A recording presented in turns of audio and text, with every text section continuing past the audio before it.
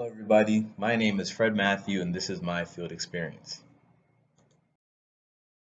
I did my field experience at the Newton Wellesley Physician sites, the one located in Waltham and the one located in Weston. So the one located in Waltham was a primary care for adults, and this practice had three doctors: Dr. Christina Sternfeld, Dr. Philip Finocchiaro, and Dr. Tanya M. Bandak.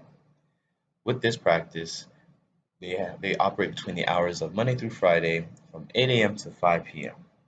Now, in the family medicine Waltham, we had Dr. Alicia A. Zarnecki, Dr. Michael David Dick, Dr. Wendy Gaines, and Dr. Jacqueline Perna. And now this practice saw patients ranging from infants all the way to seniors. And the hours of operations were 8:30 to 5 p.m. between the days of Monday through Friday. Now, to add, every provider is assigned a medical assistant paired with a patient care coordinator to ensure that the line of knowledge, the flow of knowledge is constantly flowing and every patient is being seen by the best and receiving the best advice. So, for steps of service for checking in a patient that approaches the front desk, we need to verify their information in regards to their name, date of birth, address, and telephone, just to confirm that this is the person who they say they are. It's also very important just because we want to make sure that our system is updated in the sense where if they moved or changed telephone numbers, we have the ability to contact them as needed. Another important step is documenting signatures. I'll explain the signatures in the next slide. And after that, we do collect their insurance card and scan that into the system or cross-reference it to make sure that it is updated on our end. We take the copay amount listed on the insurance card and then we use that to collect the appropriate amount from the patient. After that, we ask the patient if there's if they would like their receipt, and then we would assign them their prospective paperwork. Now, for annual wellness visits, new patients, and physical exams, these patients do receive a questionnaire via iPad, and it's just a questionnaire signed by the doctor to help provide like a clearer route to efficient care. A little note, physical patients are not charged a copay because their insurance should cover at least one physical a year. Now, in the case where a patient may come more than 10 minutes late, the coordinator must check with the medical assistant to see if the patient can be seen or if they must reschedule. So the first one up is the assignment of benefits. This document allows Partners Healthcare to bill the patient's insurance directly and informs the patient that anything not covered will be the patient's responsibility. After that is the HIPAA notice of privacy. This is letting the patient know that their information is confidential and will not be released without authorization. After that is the external medication consent form, and this allows us to communicate electronically with the pharmacy of their choosing. Then after that is the Massachusetts Highway Consent Form. This allows providers across Massachusetts to share your medical information. Now, this form is optional because it is in a sense where if a patient was to visit a primary care or visit a hospital that is outside of our partner system, it allows that hospital to access their medical records. So that is up to the patient's discretion. And then last but not least, consent for treatment. So this pretty much allows us to perform any procedures or allows us to practice on the patient. Steps of service one, checking out a patient. This is very, very important to make sure that we stop the patient and begin the checkout process to make sure that we're up to date on our system in Epic. What we do when we have the patient checking out is that we review the doctor's notes and inform the patient on what the doctor had relieved us to make sure that they do.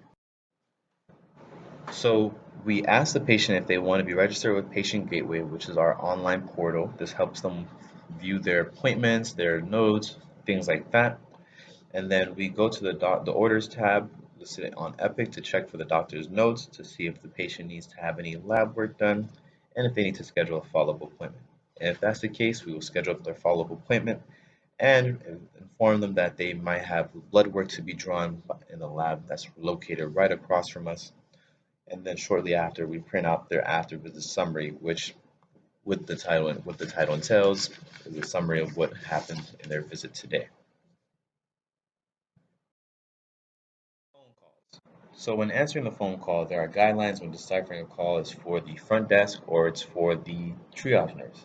So I listed here a couple of trigger words which we would use to indicate whether or not this call should be routed to the triage nurse or to the front desk. So whenever we're talking to a patient and they express words such as they need advice regarding which medication to take or advice on what the doctor had instructed them to do, that's something the triage nurse would be able to handle, considering we are not verified or not certified individuals to provide quality care as that in that manner. If a patient had said that they had some sort of ear pain, they want to be seen, we could definitely help the patient, and we, as in the front desk staff, the patient care coordinators, will be able to schedule an appointment, take down the information, take down the date of the pain, the date of the occurrence, the level of pain, and providing a better understanding for when the doctor does see the patient, they have the ability to gauge where the patient's health is at. Another responsibility for phone calls is that patients are able to refill their medication by calling the practice. So we have to be diligent in regards to collecting information on the patient and collecting information on the medication to make sure that there isn't any confusion of the source. And lastly, one of the big important responsibilities for the patient care coordinator is that they are to call the patient the day before their appointment or 2 days prior to their appointment and just simply reminding the patient that they have their appointment coming up. To summarize my field experience through a STAR format, I would say that the situation at hand was for me personally trying to learn every aspect of healthcare needed to provide quality service to the patients. Some of the tasks that I was assigned would be taking down patient phone calls, handling referral information, routing telephone calls to the prospective provider. Now, these were a little bit challenging for me just because there is a little discretion between the both and making sure that I make the executive decision and within my actions. I've expressed this within my field experience reflections that there are times where I would route the phone call to the inappropriate party as opposed to handling the situation myself. And this is something that I learned through trial and error. As a result, I learned about the various kinds of healthcare or healthcare insurances within Massachusetts. I was able to understand the referral process and gain knowledge on the different partner providers in the area and their restrictions in regards to referrals. And I was also able to enhance my customer service skills to handle a wide population of individuals. So to conclude my entire reflection of my field experience, I just want to say the most beneficial aspect of this entire thing was being involved in a healthcare environment. So growing up in Miami, Florida, my family did not have the privilege or the opportunity to have stable healthcare or have a beneficial access to healthcare. So obviously learning the functions and the importance of this practice of what a practice entails and what it means for an individual's health, this is something that I will take to heart and make sure that I advocate for strongly in the areas that healthcare may lack. I definitely do feel more prepared for a role in health administration. My only worry would be that I am not ready for a managerial role just because I did more work in a team as opposed to work observing a team, handling a team. However, I did take notes and I believe that the strengths and the weaknesses that I was able to reflect within myself during this experience has taught me a lot.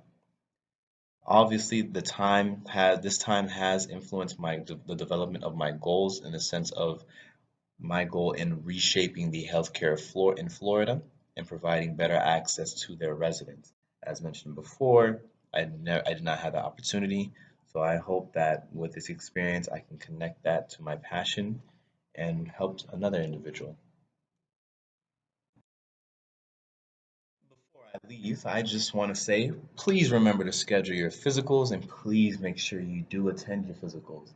I've learned from my field experience that a lot of people take these for granted while others are in dire need of these exams. It does play a pivotal part in maintaining your health.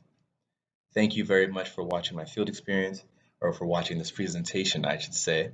And hopefully after graduation, I'll be in a role that utilizes the same strengths and weaknesses that I learned in this role, so that way I can be one of the best health administrators out there is. Thank you again. Have a great day.